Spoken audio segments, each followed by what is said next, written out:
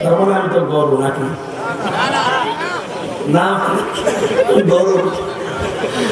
আমার অন্তত কিছুদিন বেঁচে থাকার মতো একটু সুযোগ করে দেন। আগামী থেকে অনুষ্ঠান যেখানেই নেবেন সর্বোচ্চ এশার নামাজের পরে তুলে দেবেন, পোস্টারে লিখে দেবেন আমির হামজা বাদ এশা।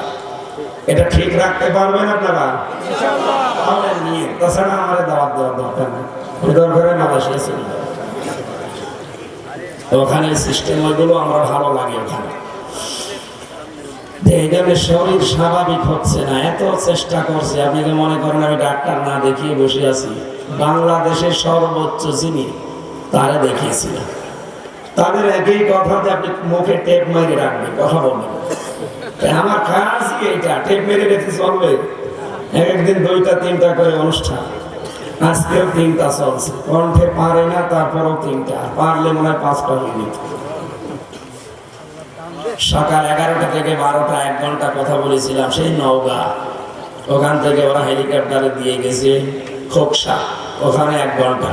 এরপরে যেখানে এখানে আমার শরীর একেবারে আর আগাচ্ছে না।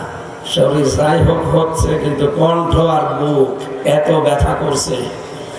এই জেলের এই ব্যথাগুলো আমার মনে হয় এখন আবার নতুন করে আসতেছে, যেহেতু আমার নিজের এলাকার লোক আপনারা, আমার সব আত্মীয় স্বজন। মন থেকে দোয়া করবেন আল্লাহ যেন আমাকে আগের অবস্থায় আবার ফিরিয়ে দেন।